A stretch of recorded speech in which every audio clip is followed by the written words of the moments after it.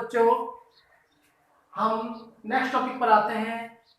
प्रकृति के मूल बल, फोर्सेज इन नेचर। नेचर में किस तरीके के फोर्स पाए जाते हैं उसके बारे में यहाँ पर अपन पढ़ेंगे। तो पहला जो फोर्स है वो है गुरुत्वाकर्षण बल, gravitational force F G. Second है विद्युत चुंबकीय बल, electromagnetic force F A. Third है दुर्बल बल, weak force F W, weak force. और लास्ट फोर्स है हमारा नाभिकीय बल, nuclear force F N, nuclear force. इन चार फोर्स के बारे में अपन यहाँ पढ़ने वाले हैं बच्चों। दूसरी बात अपन शुरू करते हैं, गुरुत्वाकर्षण बल क्या होता है। गुरुत्वाकर्षण के बारे में बात करने से पहले बता देता हूं मैं कि गुरुत्वाकर्षण जो बल है वो आकर्षण प्रकृति का होता है, अट्रैक्शन का फोर्स होता है, यहाँ प्रतिकर्षण नहीं होता है। तो जब हमारे पास दो बॉडी होती है, एक बॉडी m1 है, एक बॉडी m2 है। m1 m2 क्या है, जो बॉडी है उनके मास यहाँ पर लिए हुए हैं m1 और m2, जो एक दूसरे से स्मॉल r की डिस्टेंस पर रखी हुई है। तो स्मॉल r डिस्टेंस हो जाती है m1 m2।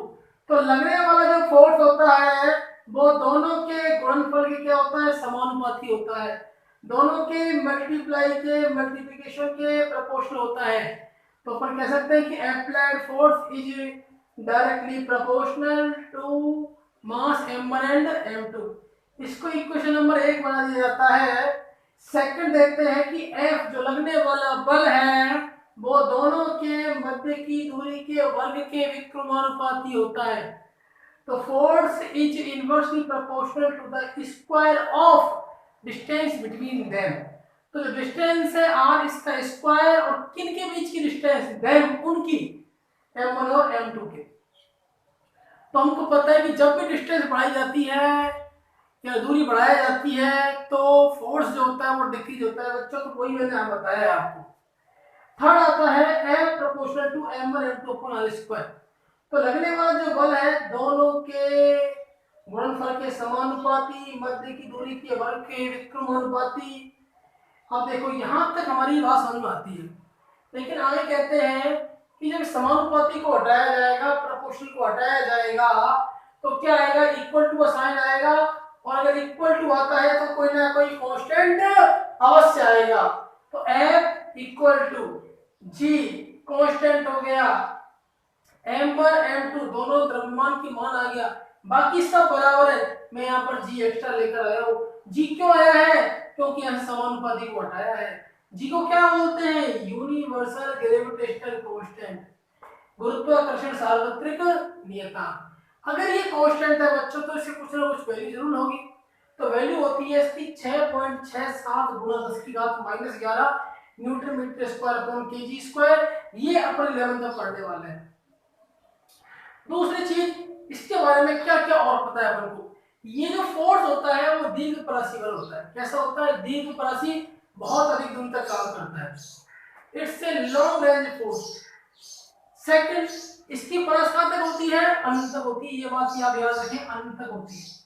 It's range is at infinity, कहां तक जाता है, ये अनंत तक जाता है।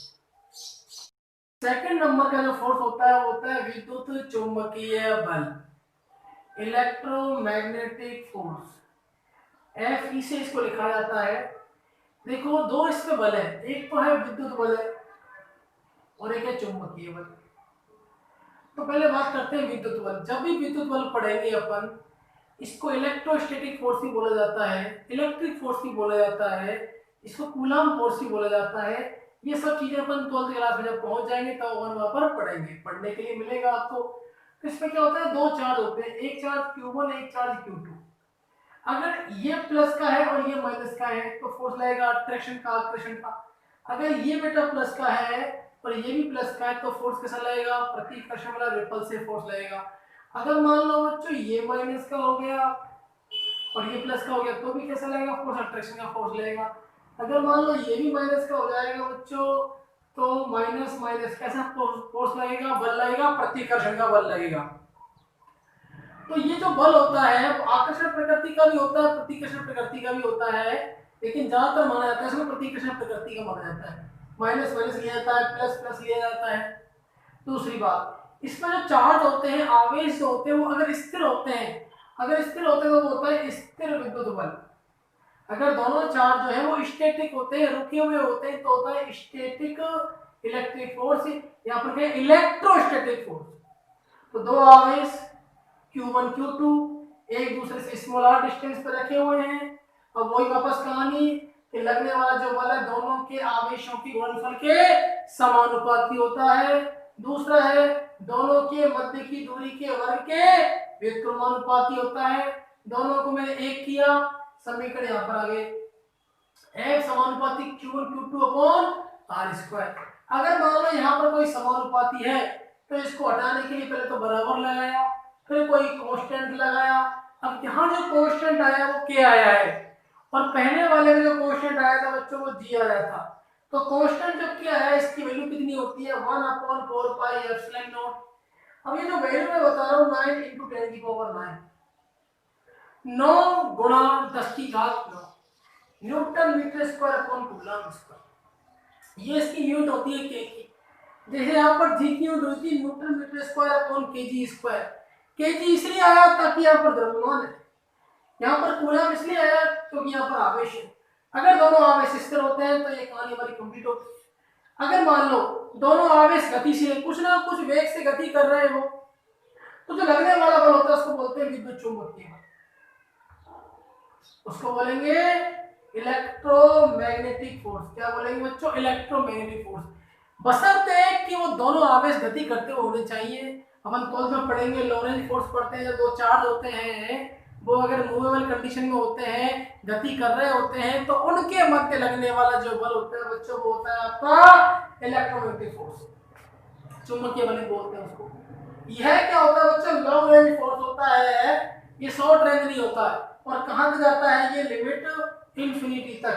यह दीर्घपरासीय बल होते हैं बच्चों, और ये कहां तक जाते हैं, अनंत तक जाते हैं। तो हमने दो फोर्स पढ़े, एक पढ़ा ग्रेविटेशनल फोर्स, बहुत इंपॉर्टेंट है, फॉर्मूला आपको याद होना चाहिए, F = G m1 m2 r square. अगर मान लो यहाँ पर m1 m2 को इंक्रीज कर देंगे तो लगने वाला जो फोर्स है वो भी इंक्रीज हो जाएगा।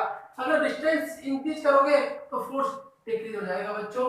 यही कहानी यहाँ समझ में आती है हमारे कि F = K Q1 Q2 r square. अगर चार्ज की वैल्यू इंक्रीज करोगे, बढ़ाओगे, तो लगने वाला फोर्स जो होता है वो बढ़ जाएगा बच्चों।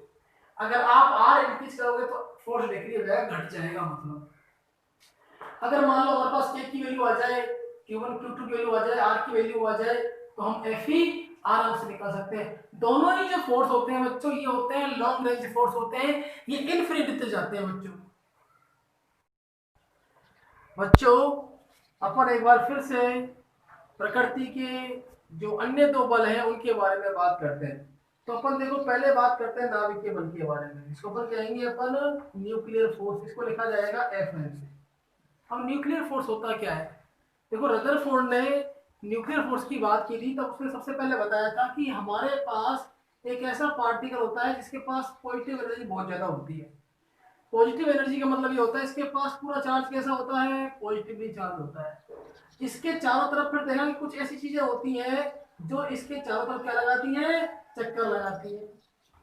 तो चक्कर लगाती है, इसको ऐसा माना गया था कि एक बादल के रूप में घूम रहे हैं, और ये चक्कर लगा रहे हैं, इनको नाम दिया इलेक्ट्रॉन, और इसको नाम दिया इसको कक्षक, ऑर्बिट। तो हम ये कह सकते हैं कि इलेक्ट्रॉन अपने ऑर्बिट में घूमते रहते हैं। लेकिन ये जो आप पॉजिटिव पार्ट देख रहे हो इसके बारे में रदरफोर्ड ने बताया था कि पॉजिटिव चार्ज, पॉजिटिव बॉडी है ये एक तरह से, और इसके पास में दो कण होते हैं, एक कण होता है प्रोटॉन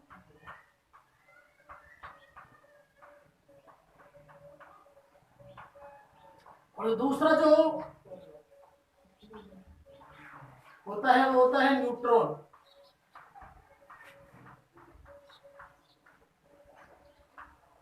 तो हमारे पास में ये कह सकते हैं कि इसको कहेंगे नाभिक। क्या कहेंगे इसको, नाभिक। ये बिल्कुल परमाणु के सेंटर में होता है न्यूक्लियस। तो न्यूक्लियस के पास में दो एलिमेंट्री पार्टिकल है, एक तो पॉजिटिवली चार्ज है इसको कहेंगे प्रोटॉन, एक दूसरा है इसके पास कोई चार्ज नहीं है, न्यूट्रॉन जो होता है बेटा उदासीन होता है। और देखो सवाल ये आता है क्या लिखा है मैंने, परमाणु के नाभिक के भीतर प्रोटॉन तथा न्यूट्रॉन जिस बल के साथ में बंधे हुए होते हैं। मतलब कहने का यह है कि प्रबल नाभिक के बल इसे क्यों कहते हैं, कारण क्या है, तो उसके पीछे सबसे बड़ा कारण है वो ये है कि प्रोटॉन प्रोटॉन के मध्य और न्यूट्रॉन न्यूट्रॉन के मध्य जो बल होता है, जैसे मान लो हमारे पास ये एटम हो गया, एटम के अंदर प्रोटॉन न्यूट्रॉन दोनों होते हैं, नाभिक में होते हैं, और दोनों ही एक मजबूत बल के साथ बंधे हुए होते हैं, और ये जो मजबूत बल होता है उसको बोलते हैं प्रबल नाभिकीय बल। या मैं ऐसे कहूँ आपके सामने कि अगर मान लो ये हमारा नाभिक है, इसमें एक प्रोटॉन यहाँ पर, एक प्रोटॉन यहाँ पर है, एक प्रोटॉन यहाँ पर, एक प्रोटॉन यहाँ पर है, मतलब इसमें बहुत सारे प्रोटॉन हो गए। अब प्रोटॉन प्रोटॉन के पास में सबके पास में आवेश बराबर है, आवेश चार्ज भी बराबर है, प्रॉपर्टी भी बराबर है आवेश की, ये प्लस है तो ये प्लस है, प्लस प्लस को रिपेल करके बाहर भी तो निकल सकता है, लेकिन ये बाहर नहीं निकलता क्योंकि इनके मध्य कौन सा बल कार्य करता है, प्रबल नाभिकीय बल कार्य करता है। स्ट्रॉन्ग न्यूक्लियर फोर्स काम करता है, the force between proton and neutron in atom that's bounded force is strong nuclear force. Proton और न्यूट्रॉन को जो बांधे रखता है फोर्स नाभिक के भीतर, या मैं कहूं नाभिक के भीतर परमाणु के भीतर, वो कौन सा बल होता है, नाभिकीय बल होता है, न्यूक्लियर फोर्स होता है बच्चों। इसी को अपन नाम देते हैं स्ट्रॉन्ग न्यूक्लियर फोर्स, प्रबल नाभिकीय बल।